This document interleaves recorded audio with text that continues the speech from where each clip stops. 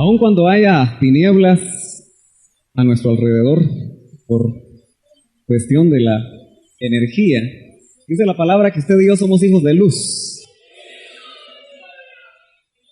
Y si somos hijos de luz, podemos iluminar no solamente este lugar, sino que podemos iluminar a cualquier lugar donde vayamos con la luz de Dios. Gloria a Dios. Aleluya. Gracias, hermanos. Vamos a orar al Señor, hermanos. Y aun cuando tenemos aquí peticiones, me ponía a pensar que los que tenemos el privilegio, pero también el gran peso de la responsabilidad de estar en este púlpito, necesitamos que ustedes oren por nosotros. Y queremos orar por nuestro apóstol, que el Señor lo ha llevado en una gira de trabajo para compartir la revelación que el Señor le ha dado. Y también quisiera pedirles que en esta noche oren por mí. Amén. Siempre oramos de aquí para allá, ahora usted ore de aquí para acá. Amén. Gloria a Dios. Señor, en esta hora te estamos dando gracias, porque una vez más tu misericordia se manifiesta, Señor, de muchas maneras en cada una de nuestras vidas. Gracias, Señor, por tu amor. Gracias, Señor, por la bendición que diariamente tenemos de gozar de tu presencia. En esta hora te pedimos, Señor, que bendigas a nuestro hermano apóstol. Gracias por ese regalo que tú has dado a nosotros, Señor. Úsalo de acuerdo al poder de tu Espíritu. Te pedimos que lo fortalezcas en su salud, que renueve sus fuerzas, y que donde está, Señor, sea guardado y sea, Señor, siempre un instrumento de bendición. Te pedimos por estas peticiones, Señor. Las elevamos al trono de tu gracia en esta noche y te pedimos, Padre, que nos asistas a través de la unción de tu Espíritu Santo. Sabemos que solo somos vasos a través del cual, Señor, tu palabra ha de fluir. Te pedimos que fluya, Señor, en esta hora, y que todo estorbo en las mentes, Señor, de los oyentes pueda ser quitado en esta hora, y que en cada uno de nosotros haya espíritu de revelación. En el nombre de Jesús, te damos gracias. Gloria a Dios. Así como está mi hermano, vamos a abrir la palabra de Dios en la primera epístola de Juan. La primera epístola pastoral de Juan, el capítulo 3. Y vamos a leer el versículo número 2, capítulo 3 de primera de Juan. Y versículo 2, dice la palabra de Dios así: amados, gloria a Dios, ahora somos hijos de Dios, y aún no se ha manifestado lo que habremos de ser. Pero sabemos que cuando Él se manifieste, seremos semejantes a Él, porque le veremos como Él es. Gloria a Dios. Ahora somos hijos de Dios, pero aún no se ha manifestado lo que habremos de ser. Puede sentarse, mi hermano. Como en esta noche y los últimos martes hemos estado teniendo estudios de la palabra, en esta noche queremos tener un estudio más de la palabra del Señor, y deseamos que este estudio de la palabra pueda llegar a edificar sus vidas. Pero como es un estudio, vamos a tratar de que sea la Biblia misma la que nos hable. Quizá usted y yo vamos a tener que abrir varias veces la Escritura, pero creo yo que es una buena base para nosotros el que lo que aquí se pueda hablar de alguna manera esté plasmado en la Escritura, y que de alguna forma el Espíritu Santo lo confirme a nuestras vidas. El tema de este estudio es los hijos de Dios, y por eso quisimos tomar este pasaje donde Juan, a través de la revelación del Espíritu Santo, escribe, o a los que les escribe, que sabemos que eran creyentes en Cristo, que eran personas que habían llegado a conocer por revelación quién había sido Jesús, que habían llegado a ser engendrados por la palabra que recibieron, por las buenas noticias que les fue transmitido de diferentes maneras por el Espíritu Santo, y que fueron, o que nacieron otra vez, nacieron de lo alto. Los tales, dice Juan acá, son hijos de Dios. Y creemos que la mayoría, si no todos los que estamos aquí, somos hijos de Dios. Pero es interesante ver, hermano, y aun cuando creo yo que nuestro idioma español es un idioma muy rico y es el idioma en el cual nosotros nos comunicamos. Usted y yo sabemos que la palabra no fue escrita en esos idiomas. Usted sabe que el Antiguo Testamento fue escrito en hebreo y algunos libros en arameo, lenguas muy difíciles. Pero también el Nuevo Testamento fue escrito hace casi ya 2000 años en un idioma llamado griego. Eso lo conocemos nosotros bien, no es nada nuevo. Lo cierto es que cuando uno empieza a estudiar un poco más la palabra y utiliza algunos recursos que hoy, según la gracia de Dios, uno puede llegar, se da cuenta que hay porciones de la Escritura que en la traducción al español pierden su riqueza. Y una de esas palabras es precisamente la palabra hijo, hijo de Dios. Nosotros leemos en todo el Nuevo Testamento, hijo de Dios, diferentes porciones donde se nos narra lo que es un hijo de Dios y cómo llegar a ser hijo de Dios, pero no notamos ciertas diferencias que se ven en el idioma en el cual fue escrito precisamente el Nuevo Testamento. Ahora queremos, con la ayuda de Dios, tratar de hacer un estudio acerca de los hijos de Dios. Pero es interesante, hermano, que yo creo que en la Escritura nosotros podemos encontrar diferentes, por así decirlo, clases de hijos de Dios. Y es interesante ver que hay porciones que a uno lo hacen quizá pensar, y como algunos a veces no entendiendo estas revelaciones, lo que dicen es que nos vamos a la luna, nos vamos a Marte y nos vamos fuera del sistema solar, a veces con nuestra imaginación, dicen ellos. Lo cierto es que la palabra de Dios, a través de la revelación del Espíritu, nos permite, hermano, a través de ciertas ventanitas que abre la palabra, poder, yo diría, pensar un poco más allá, y no solo pensamiento humano, sino yo diría poder ver lo que Dios de alguna manera quiso dejar, aunque no siempre de una manera clara. Y yo noto, hermano, que uno de los hijos de Dios, y quizá yo diría el hijo de Dios, no lo voy a llamar los hijos o dentro del grupo de los hijos de Dios, sino que el hijo de Dios es precisamente nuestro Señor Jesucristo.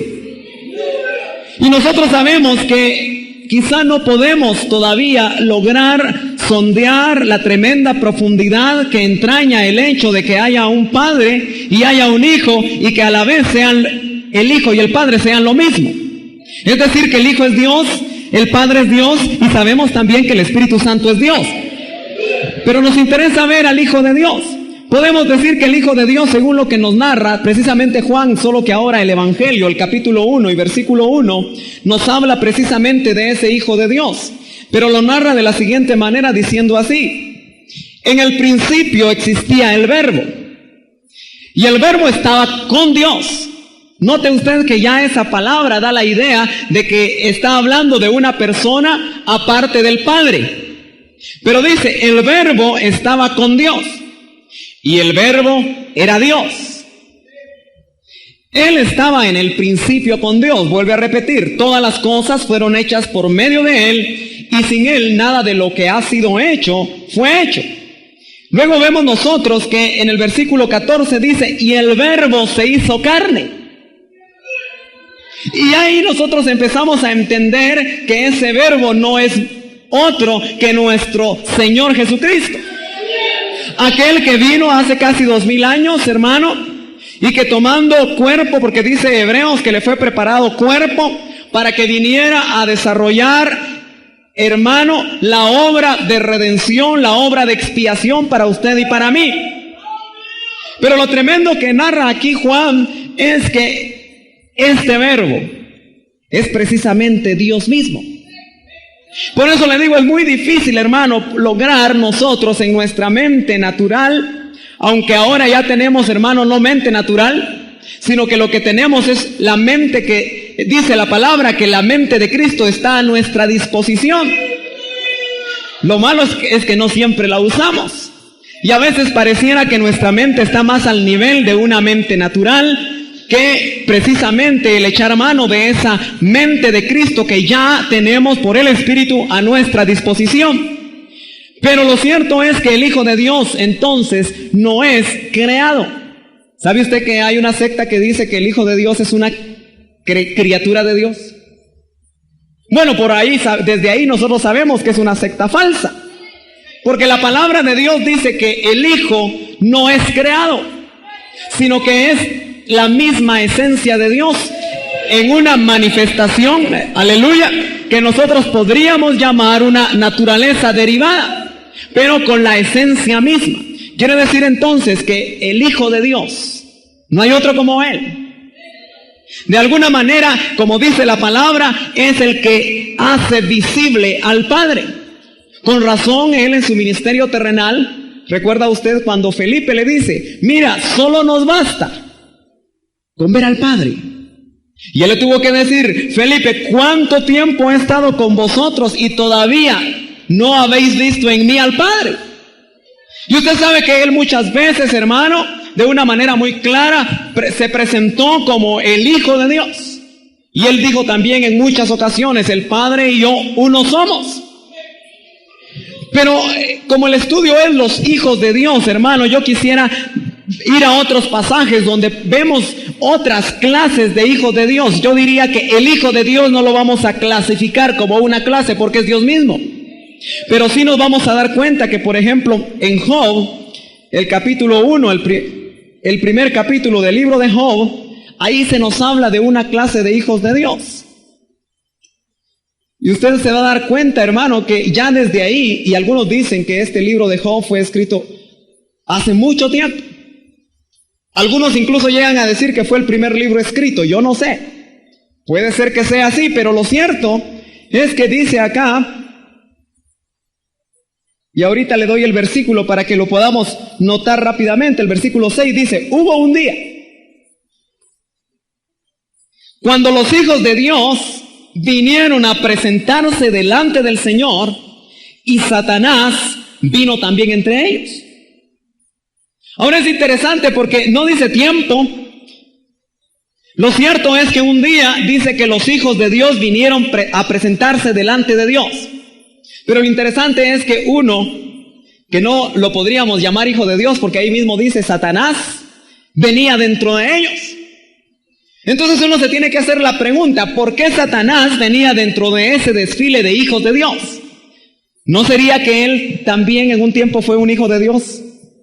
Y tenemos que entonces entender que otra parte de la Escritura nos narra que precisamente Satanás fue aquel Luzbel que fue una criatura hecha por Dios perfecta.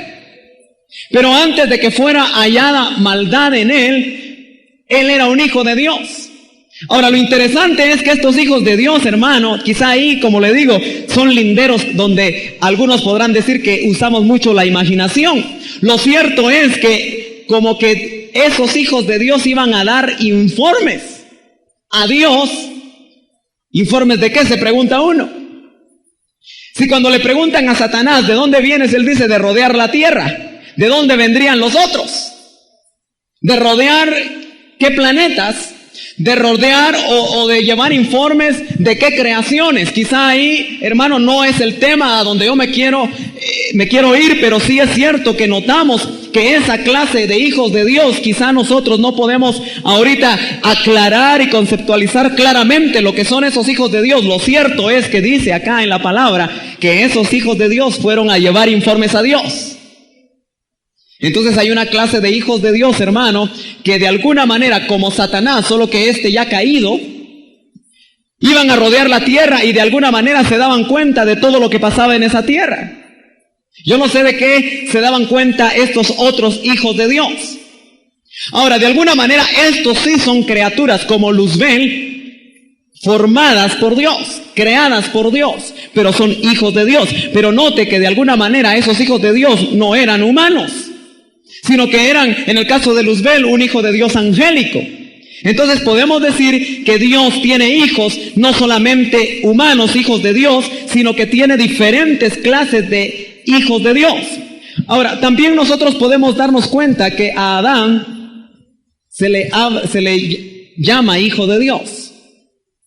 Ahora es interesante ver que en la genealogía de Lucas, a Adán se le habla, dice al final, y Set, hijo de Adán, y hijo de Dios. Esto quiere decir que el tronco de donde salió la humanidad era un hijo de Dios. Y era, yo diría, alguna clase de hijo de Dios que fue o salió de las manos de Dios, para que fuera el tronco a través del cual se formara la humanidad. Entonces quiere decir que Dios tiene diferentes estirpes, diferentes clases de hijos de Dios.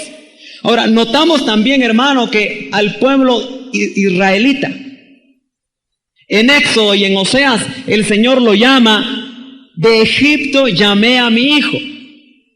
Y es interesante ver que a un pueblo le llama a su hijo.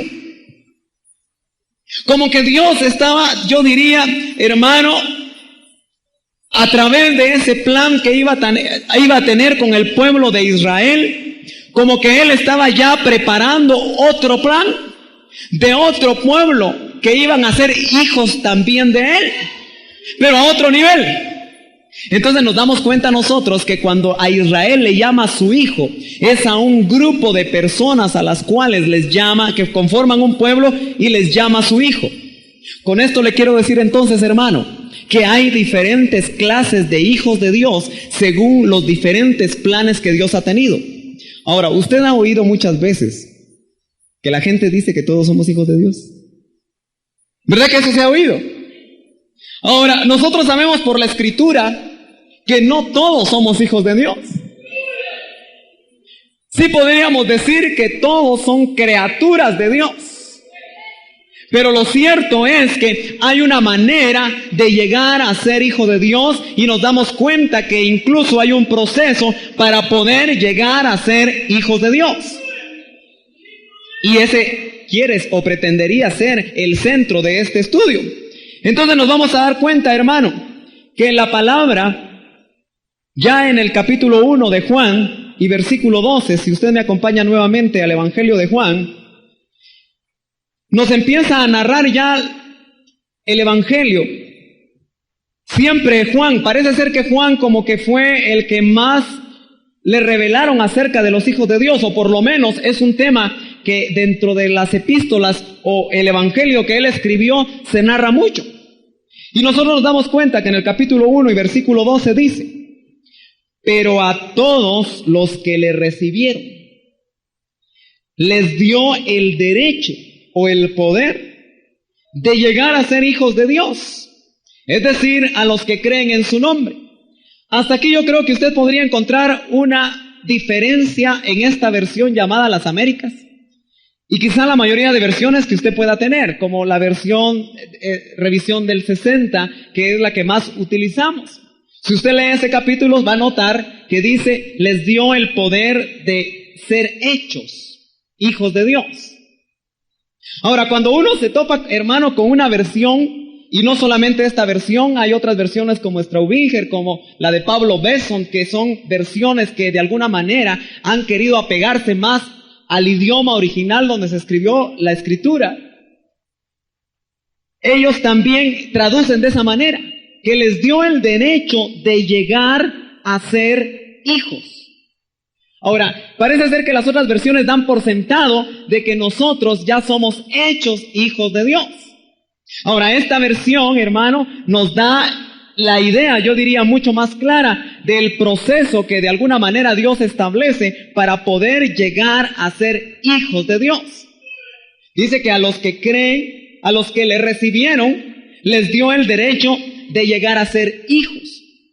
Ahora, aquí yo creo que es importante que nosotros empecemos a hacer un poquito de diferencia en las palabras que se utilizaron en el original. Tal vez no es tan importante saber cuál es la palabra que se utiliza ahí, salvo para aquellos hermanos que quieran profundizar. Pero la palabra que se utiliza ahí es llegar a ser tecnón de Dios. Y eso, hermanos, se traduciría de alguna manera al español, llegar a ser niñitos de Dios. Ahora, eso es interesante, porque entonces nos empezamos a dar cuenta que el proceso para poder llegar a ser hijos de Dios va a arrancar primeramente en un engendramiento. Y dice la palabra, usted y yo podríamos ir a un verso donde la palabra nos dice que nosotros hemos sido engendrados. Y quisiera llevarlo yo a esa porción donde nos dice que a través de la palabra nosotros hemos sido engendrados en 1 Corintios 4. 1 Corintios 4 y versículo 15 dice, ojalá que usted no se haya cansado de estar abriendo la palabra. 4:15 dice así, porque aunque tengáis innumerables maestros en Cristo, sin embargo no tenéis muchos padres, dice Pablo. Pues en Cristo Jesús yo os engendré por medio del Evangelio. Eso quiere decir, hermano, que usted, a través de la palabra de Dios, a través de ese rema que hizo que usted y yo pudiéramos reconocer que Cristo era el Hijo de Dios y que Él tenía el plan de salvación para usted y para mí, que se hizo vida para nosotros, nosotros fuimos engendrados. Y aquí es interesante hacer, hermano, el paralelo con el engendramiento natural que se da como una, diríamos, un efecto natural de una relación, de un matrimonio. Usted sabe que se casa una pareja y el resultado natural y normal va a ser que ellos engendren un hijo y después de 9 meses la esposa de esa, la hermana de esa, que forma parte de esa pareja, va a dar a luz un niño. Pero tuvo que llegar un momento donde eso fue engendrado, ese nuevo ser. Y a partir de que ese nuevo ser fue engendrado, ese nuevo ser tiene vida. De la misma manera nosotros, cuando somos engendrados por la palabra, quizá a través de un tratado, quizá a través de oír la palabra en la radio o a través de diferentes medios, nosotros fuimos engendrados. Pero dice también la palabra que nosotros, ya en San Juan 3, otra vez Juan nos explica que nosotros somos nacidos por el Espíritu. Y dice que el que es nacido del Espíritu es como el viento, dice, que no se sabe de dónde viene ni a dónde va. Si quiere lo leemos mejor. San Juan 3. Y dice, y versículo 8, ¿se recuerda usted cómo Nicodemo se quedaba con la boca abierta de lo que el Señor le estaba enseñando? Y el Señor le dice en el versículo 8, el viento sopla de donde quiere y oye su sonido, pero no sabes de dónde viene ni a dónde va. Así es todo aquel que es nacido del Espíritu. Y yo lo que quiero entender, hermano, es que una vez usted y yo fuimos engendrados por la palabra. Así como en el proceso natural de un engendramiento natural pasan 9 meses antes de que nazca esa futura criatura, ese futuro bebé. De la misma manera, hay un tiempo en el cual, que puede ser muy corto o puede ser un poco más largo, donde usted, después de ser engendrado por la palabra, va a nacer de lo alto. Es decir, va a nacer de nuevo. Y lo tremendo de esto es que la parábola, aquella parábola de los 4 terrenos, nos habla que solo en la buena tierra germina la semilla y da fruto. Aunque en otras tierras germinó, es decir, fue engendrado. Si hacemos el paralelo de esos 4 terrenos con el corazón del hombre, no en todos donde la palabra llega a engendrar necesariamente van a nacer de nuevo. Y de la misma manera como en un engendramiento, en ese proceso de gestación pueden haber abortos, también una persona que ha sido engendrada, y usted lo puede ver claramente en esa parábola, 3 terrenos no dieron fruto. Es decir, que en 3 terrenos hubo un aborto. De la misma manera entonces, después de ser engendrados, puede haber trabajo del enemigo, como se ve en esa parábola, para que el tal verdaderamente no llegue a nacer de nuevo. Ahora, ese nuevo nacimiento es el que a nosotros nos da el derecho de llegar a ser hijos de Dios. Por eso la palabra que se utiliza en el griego dice niñitos, porque es un niño recién nacido. Pero dista mucho, hermano, de ser el plan que Dios tiene para su vida y para la mía. Lo tremendo es que muchos de nosotros nos hemos quedado al nivel de niñitos. Y lo más tremendo es que el apóstol Juan, cuando escribe en sus epístolas, siempre usa la palabra tecnón y dice, hijitos, hagan el bien. Hijitos, dice, no amen al mundo, ni a sus riquezas. Hijitos, y usted puede encontrar todo lo que el apóstol Juan, hablándole a niñitos, le dice para que se parezcan más a su Padre. Y usted sabe quién es su Padre y quién es el mío, gloria a Dios, y hemos sido engendrados de lo alto. Gloria a Dios. Y yo me pongo a pensar, yo no sé, yo tengo 2 niñas chiquitas. Y la segunda yo pude estar presente en el parto. Pero es interesante que cuando nace un niño, no se parece a ninguno usted. Uno trata de encontrarle ahí parecido a uno y no le encuentra. Y le trata de encontrar ciertas facciones, aunque llegan los abuelos y le dicen a uno, ahí se parece a usted, y uno no encuentra que se parezca a uno, ¿verdad? Porque todavía ese recién nacido no tiene las formas que va a ir tomando poco a poco conforme va naciendo. De la misma manera, alguien que ya nació de nuevo, usted trata de encontrarle que piense como Cristo, que actúe como Cristo, que sienta como Cristo, y usted no encuentra que se parezca a Cristo. Y a los tales la palabra les llama niñitos. Esos niñitos se pelean, fíjese. Esos niñitos son egoístas. Esos niñitos tratan siempre de llevar el primer lugar. Yo veo a mis 2 hijas, la grande y la otra, que se pelean por el mismo juguete. Y a veces es interesante ver en las iglesias pelearse por el mismo privilegio a los hermanos. Quiere decir que muchos de ellos, pero no vinieron, ¿verdad? Se quedaron oyendo la radio, pero no estamos en el aire. Gloria a Dios. A ellos se les llama niñitos porque de alguna manera se han quedado en una estatura espiritual que Dios no quiere que ellos tengan. Pero como el tiempo nos camina, queremos seguir adelante acerca de lo que es el proceso de llegar a ser hijos de Dios.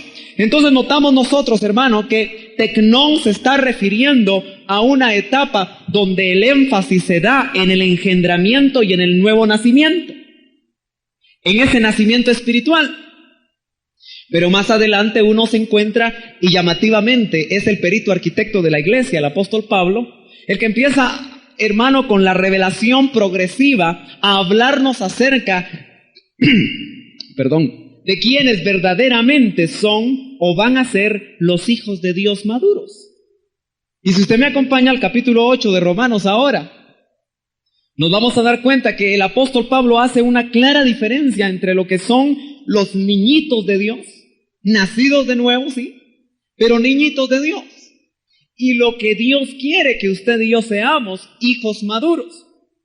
Capítulo 8, y vamos a leer el versículo 14. Gloria a Dios. Usted ya lo tiene. Dice, porque todos los que son guiados por el Espíritu de Dios, los tales son hijos de Dios. Ahora uno se da cuenta, hermano, que ahí el apóstol utiliza no tecnón, sino que utiliza otra palabra que se dice o se oye en el español como huíos. Y uno nota que la traducción que se hace es de un hijo maduro. Pero así como tecnón hace el énfasis con el nacimiento, huíos ahora hace énfasis en la posición y en el parecerse o tener la dignidad de ser llamado hijo, viendo la naturaleza de quién es su padre. En otras palabras, huíos tiene que ver, hermano, con que la persona que se llama hijo, en este caso de Dios, se parezca al Padre. Y por eso entonces el apóstol Pablo dice que los guiados por el Espíritu de Dios, estos son los huíos, los hijos maduros de Dios. Ahora, ¿cuántos anhelamos ser hijos maduros? ¿Sabe usted que Él viene por hijos maduros? ¿Sabe que Él está esperando que usted y yo maduremos? Y la palabra dice que ha dejado 5 ministerios para que podamos ser equipados de tal forma que alcancemos la estatura de varón perfecto. Entonces, por eso es que constantemente en la palabra se nos invita a que avancemos a la madurez, que no nos quedemos a una estatura de niñitos, sino que verdaderamente nosotros podamos, hermano, desarrollarnos de tal forma que podamos ser llamados hijos maduros. Ahora, ¿quién es el que es guiado por el Espíritu? Pues, hermano, es tan sencillo decirlo, pero tan difícil vivirlo, ¿verdad? Porque, hermano, ser guiado por el Espíritu no solamente es verdaderamente andar uno en reposo, descansar uno de sus obras y entonces dejar que Dios a través del Espíritu Santo haga las obras que Él quiere que hagamos. Porque el guiado, hermano, es el que se abandona al Espíritu de Dios. Es el que no piensa con su mente natural. No es el que, hermano, de acuerdo a sus propios planes, actúa en la vida y en la vida cristiana, sino que es aquel, hermano, que está dispuesto a meterse en el río de Dios. Y usted sabe que en el río de Dios se puede uno meter de diferentes maneras. Al fin y al cabo dice que uno va a entrar con sus pies, ¿no? Pero le va a llegar el agua a los tobillos. Y eso te habla de un nivel, yo diría que los niñitos tienen su agua o el agua hasta los tobillos. Pero otros van a caminar un poco más y les va a llegar el agua a las rodillas. Pero otros, hermanos, les va a llegar hasta los lomos. Pero gloria a Dios, porque los hijos guiados por el Espíritu son aquellos que ya no caminan, hermano, en el fondo del río, sino que se dejan llevar o se dejan arrastrar por la corriente del Espíritu de Dios, de ese río de agua viva que va a fluir de su interior, y entonces van a agradar o vamos a agradar a Dios. Gloria a Dios. Gloria a Dios. ¿Quiere usted ir en el río de Dios? Entonces, ¿por qué todavía está agarrado ahí de un lazo de la orilla? ¿Sabe que verdaderamente, hermano, dejarse arrastrar por la corriente de Dios tiene riesgos? La gente lo empieza a llamar a uno loco.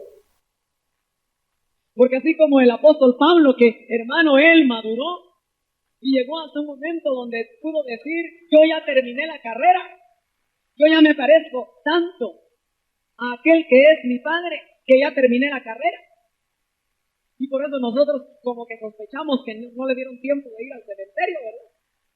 Sino que se lo llevaron porque, hermano, logró dar una estatura tal que, así como Enoc, el Señor le dijo, bueno, tú ya te pareces tanto a mí, mejor vente para acá.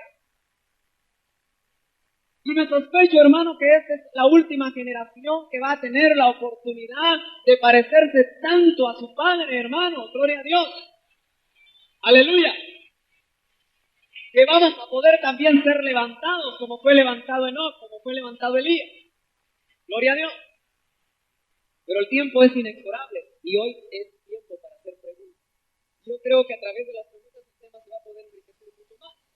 Entonces nos damos cuenta, hermano, que si Tecnón, el hecho de haber nacido de nuevo, tiene que ver con el espíritu, porque nuestro espíritu tomó vida. Y por eso nacimos de nuevo. Entonces, quiere decir que el proceso, hermano, de pasar a Tecnón a huíos se va a dar a través de un trabajo en el alma. Mientras Tecnón, hermano, te habla de un nuevo nacimiento y de un trabajo que Dios hizo de darle vida a nuestro espíritu, huíos nos está hablando de un constante entregarnos al trabajo del Espíritu de Dios que quiere, hermano, reprogramar esta alma, que solo quiere hacer lo que esa alma quiere, lo que esa carne quiere y no lo que el Espíritu quiere. Pero terminando, yo te quiero llevar ahí mismo al capítulo 8 y versículo 23. Y nos vamos a dar cuenta, hermano, que aquí se nos habla del trabajo final que van a hacer en nosotros. Y el versículo 23 dice, y no solo ella, sino que también nosotros mismos que tenemos las primicias del Espíritu, aún nosotros mismos gemimos en nuestro interior, aguardando ansiosamente la adopción como hijos, la redención de nuestro cuerpo. Y es interesante, hermano, que la palabra adopción otra vez en el idioma en el cual se escribió, y es una palabra que solo el apóstol Pablo utiliza, es una palabra, suena un poco raro, pero dice huiotesia. Y viene de huios, de un hijo maduro, y viene también de tesis, que quiere decir en el griego una colocación. Entonces, la adopción de la cual está hablando aquí Romanos 8:23 habla de la posición que tú y yo como hijos maduros vamos a tener en Dios. Habla de la dignidad tal que vamos a tener nosotros, que Hebreos dice que el Señor no se va a avergonzar no se va a avergonzar Él de llamarnos hermanos, porque dice que el que santifica y los santificados de una misma naturaleza son. Eso quiere decir, hermano, que cuando usted y yo se efectúe en nosotros la redención de nuestro cuerpo, va a ser el trabajo que faltaba, porque en Tecnón se hizo el trabajo en el espíritu, en Huío se está haciendo el trabajo en el alma, y cuando se hace la adopción, hermano, lo que va a hacer Dios es transformarnos nuestro cuerpo, y entonces sí, vamos a ser presentados delante, hermano, no solamente de la creación, sino del universo mismo, como hijos de Dios, manifestados en gloria, semejantes al Cristo de la gloria. Eso, hermano, es maravilloso. Porque usted y yo, hermano, nosotros estamos acá viendo nuestro cuerpo de bajeza, viendo, hermano, nuestra batalla espiritual, a veces levantándonos más de 7 veces, como dice la palabra, que 7 veces cae el justo, pero de ahí lo levanta el Señor. ¡Aleluya!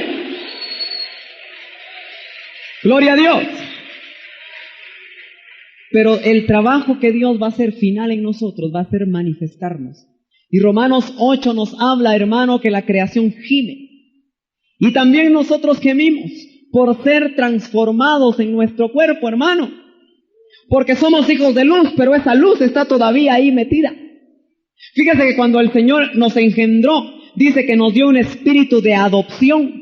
Y ese espíritu de adopción dice que gime en nuestro interior y nos hace que llamemos a nuestro Padre, que lo llamemos Abba Padre, que lo llamemos Papaíto. ¡Aleluya!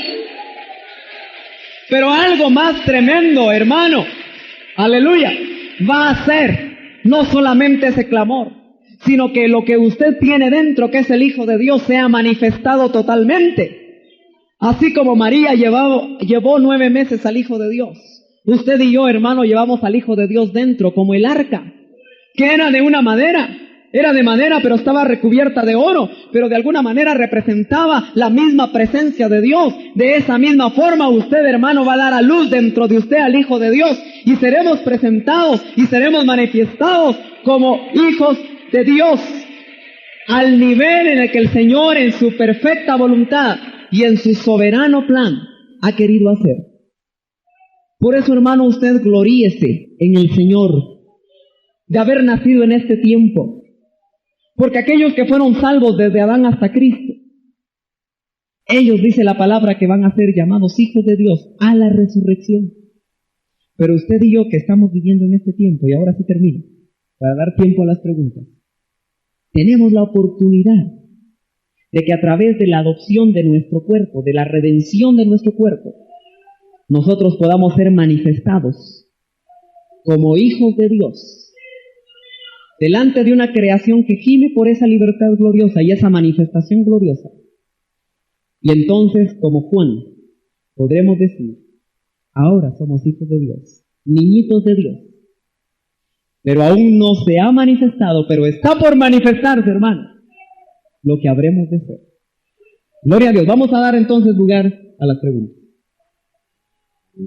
Bueno, pueden subir las preguntas nuestros hermanos diáconos, por favor. Hay una pregunta. ¿Podría ampliar, por favor, el término de adopción? Ya que me parece raro que Dios adopte a sus propios hijos. Sí, hermano. Cuando nosotros hablamos precisamente de adopción, nosotros hicimos énfasis en la raíz griega que tiene el término. ¿Sabe por qué? Porque lo que está queriendo decir Tecnón, lo que quiere decir es que usted es un hijo de Dios. Por eso Juan dice, ahora ya somos hijos de Dios. Lo que pasa es que usted y yo tenemos el concepto de adopción que normalmente conocemos. Y nosotros creemos que adoptar es ir ante un abogado y adoptar a un niño. Pero el concepto que se narra en los originales es mucho más amplio. Porque lo que está queriendo decir es que aquellos que son ya hijos de Dios por engendramiento, en la manera que se parezcan como hijos maduros más a su Padre, van a ser colocados como tales. Y así van a heredar todo lo que van a heredar los hijos de Dios como herederos de Dios y coherederos con Cristo. Eso quiere decir que la adopción, en pocas palabras, es ser situado en la posición de hijos. Ahorita, hermano, si tú le dices a alguien allá afuera, yo soy un hijo de Dios, tal vez se ríe en tu cara. O tal vez no le toma importancia. Pero cuando tú y yo seamos adoptados, seamos colocados en la posición verdadera que tiene el que es un hijo de Dios, entonces, hermano, aquel que se burló se va a dar cuenta del nivel en el que tú has sido elevado como hijo de Dios. Por eso, no cualquiera es llamado hijo de Dios. Ojalá que hayamos ampliado el concepto de adopción. Amén. Hermano, usted mencionó que se puede producir un aborto a la hora de engendramiento de un hijo de Dios. Pero, ¿cómo poderse dar cuenta de que en X personas se produjo un aborto espiritual si a veces actúan como que si fueran verdaderos hijos de Dios? Sí, es interesante que el Señor, cuando habla de la parábola del trigo y la cizaña, precisamente habla acerca de que la semilla que se siembra en el campo, dice, cuando Él explica ahí en Mateo 13, la parábola del trigo y la cizaña, dice que la semilla no es ahí la palabra, sino que si usted lee bien se va a dar cuenta que dice que la semilla son los hijos, la buena semilla o el trigo son los hijos de Dios, sembrados en el campo que es el mundo, y la cizaña dice que son los hijos del malo. Pero lo interesante para contestar esta pregunta es que dice que no envía hombres para separar el trigo de la cizaña, sino que utiliza ángeles. Entonces, muy difícilmente, hermano, usted y yo vamos a poder tener la certeza, y es más, no nos mandan a nosotros a poder definir quién abortó y quién no abortó. Al fin y al cabo, ese es un proceso de Dios. En este caso es un proceso que depende de Dios porque es un nacimiento, dice, de lo alto. Lo que sí es cierto, hermano, es que la palabra dice, por sus frutos los conoceréis, y yo creo que una persona que no siendo nacida de nuevo, es decir, que verdaderamente haya nacido de lo alto, sino que solamente sea un religioso, al tiempo usted va a poder ver los frutos. Pero hermano, solo el hecho de ver los frutos a nosotros no nos debe diríamos, dar la confianza de decir, este no es hijo de Dios y este es hijo de Dios. No nos toca a nosotros, hermano, separar el trigo de la cizaña. El que no es hijo de Dios es entonces hijo del diablo. Y si no, entonces ¿de quién es hijo? Bueno, yo creo que el hermano se contestó. Usted se recuerda que el Señor ahí precisamente en Juan otra vez, hablando con unos fariseos, les tiene que decir el Señor, si ustedes me creyeran, entonces entenderían quién soy yo.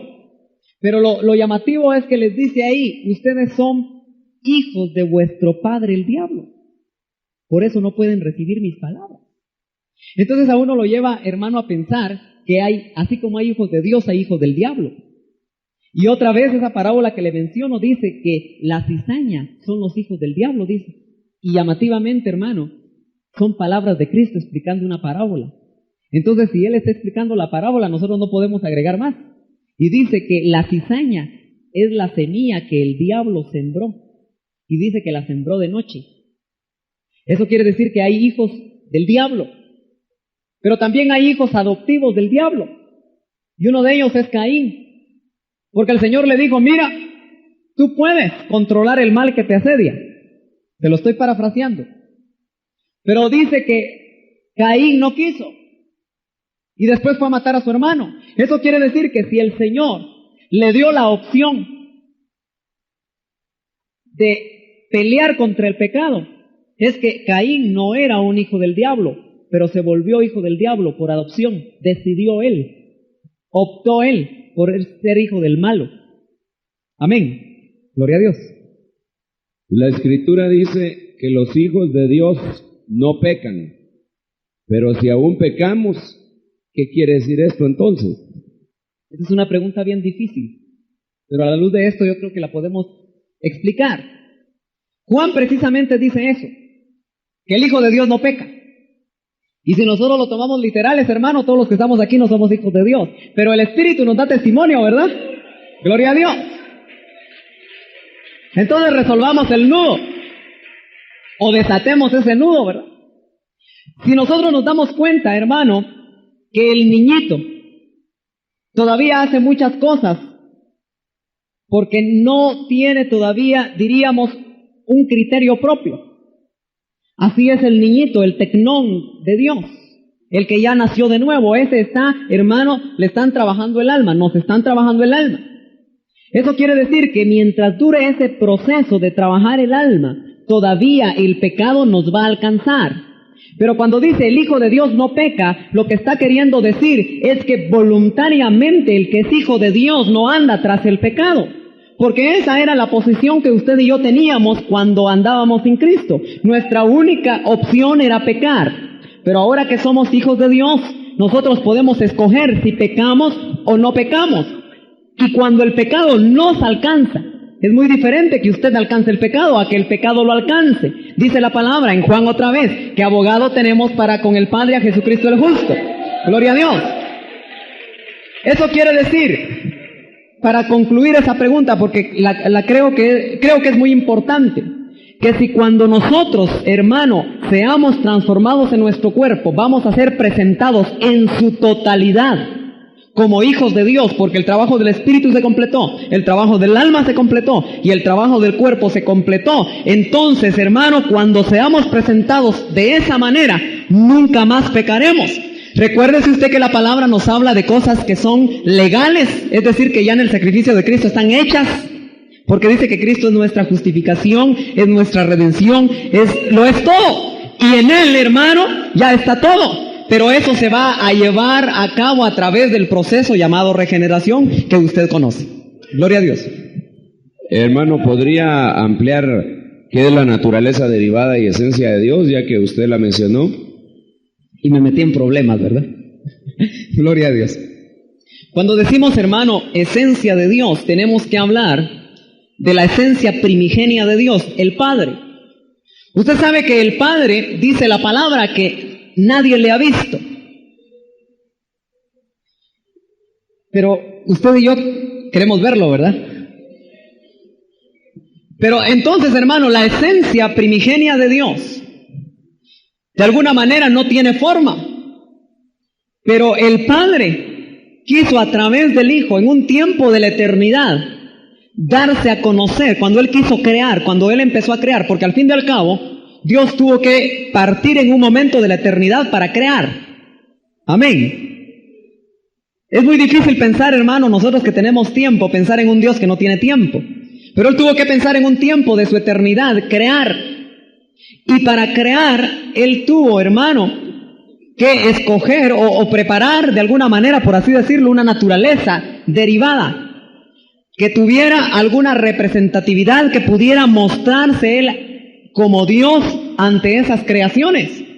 Y por eso es que esa naturaleza derivada se presenta como el Hijo de Dios.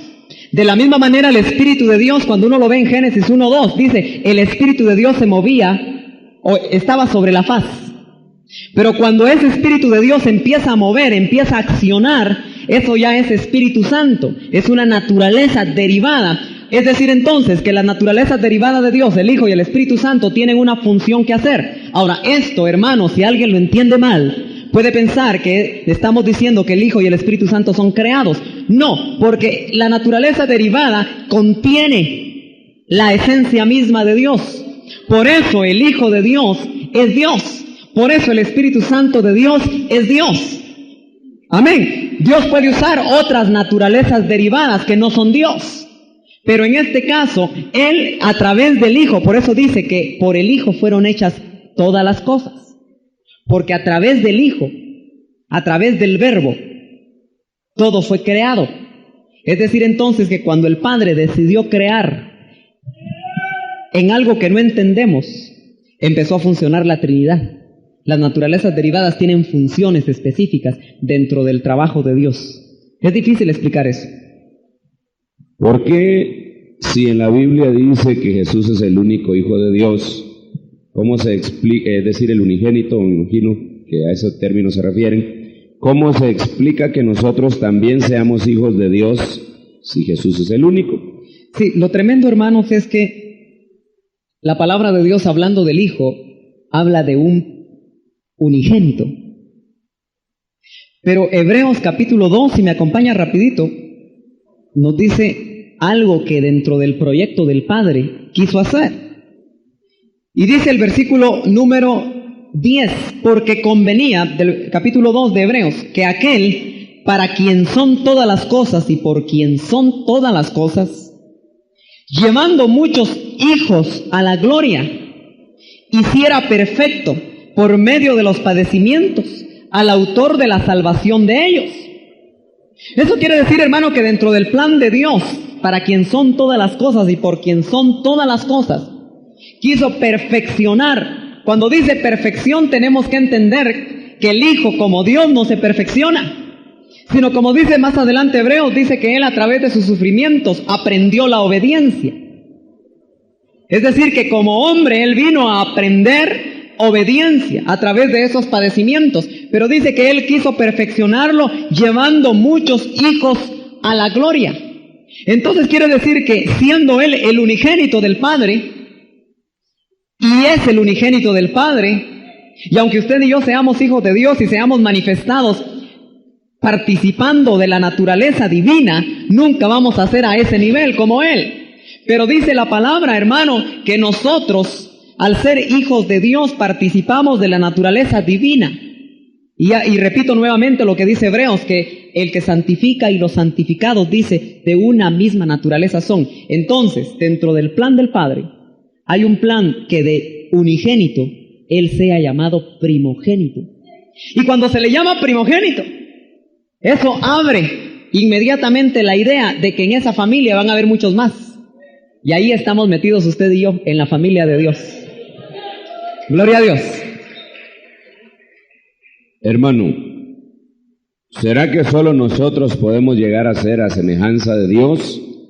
¿O hay otros en el cielo, de otra estirpe, otra creación, que también?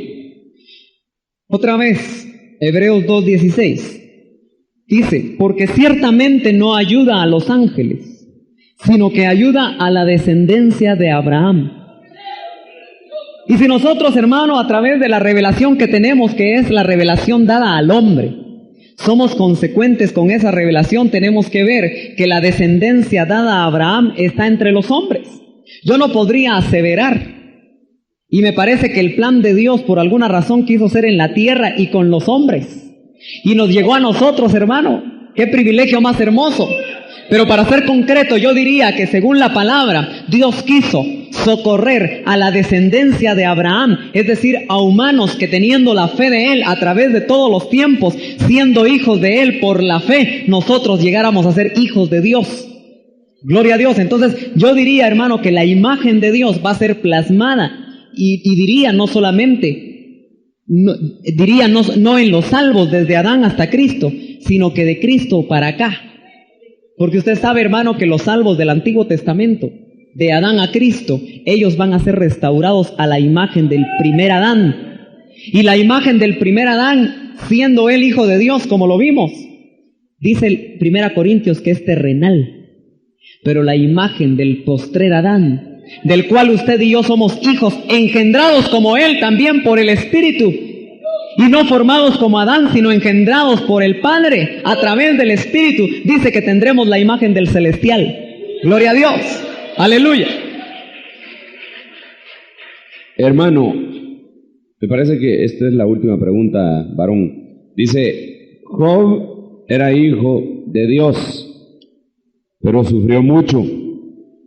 Dice, ¿por qué sufrió él si Dios sabía que él era fiel? Y si el Hijo de Dios actualmente puede sufrir como Job.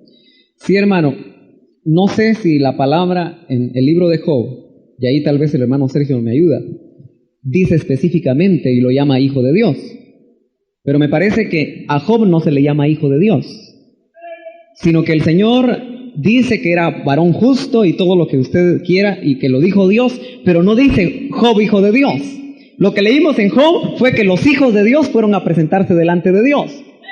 Porque Job según lo que podemos ver en la Escritura, de acuerdo a Lucas 20, me parece, 34, dice que un grupo va a ser llamado hijo de Dios a la resurrección. Y si nosotros vemos, Job va a resucitar. Y cuando él resucite va a ser hijo de Dios. Pero hasta que resucite y será llamado hijo de Dios a la resurrección. En cambio nosotros somos hijos de Dios adoptados. Gloria a Dios. Eso quiere decir, hermano, que él va a ser hijo de Dios cuando resucite en el turno que le toca en la resurrección de entre los muertos. Gloria a Dios. Yo no sé cómo estamos en el tiempo. Ya terminamos. Yo quisiera, hermano, que se pusiera de pie. Gloria a Dios. Y vamos a darle gracias a Dios un momentito, hermano. Un minuto. Por el tremendo privilegio de ser hijo de Dios. Yo quisiera que usted empezara a meditar un momentito en lo maravilloso que es poder decir, yo soy hijo de Dios. Tú eres trigo que el Padre sembró en el campo del mundo, pero que como trigo a través del Espíritu fuiste atraído y a través del nuevo nacimiento has vuelto al pastor y guardián de tu alma. Dale gracias a Dios, levanta tus manos y dale gracias a Dios por el tremendo privilegio que no entendemos todavía de ser llamados hijos de Dios. Y gózate por un momentito en la esperanza gloriosa y siente el gemido de tu interior que clama por la redención de tu cuerpo. Siente, hermano, el gemido del Espíritu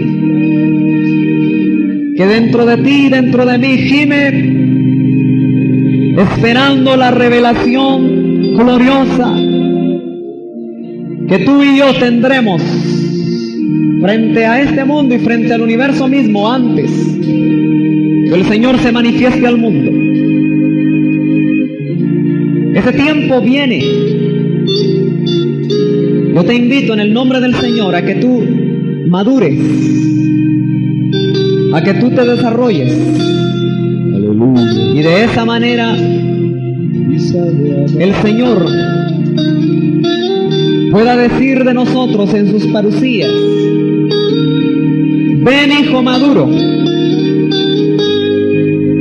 porque has alcanzado la estatura de varón perfecto. Parécete más a tu Padre celestial. Vive como Él vivió. Piensa como Él pensó. Actúa como Él actuó. Y cada día, sin que te des cuenta, te parecerás más a Él. Y cada día verán más a Cristo en tu vida, hasta el momento en el que entre Cristo y tú puedan ver a un primogénito entre muchos hermanos completando la obra que el Hijo de Dios, que fue manifestado en la resurrección con poder, viene todavía a hacer en la tierra. Gloria a Dios. Hermano, con sus manos en alto, por un momentito, por favor. El Señor no quiere que usted se vaya cargado. El Señor quiere que se vaya seguro que usted es hijo de Dios. Y si es hijo, espera la bendición final.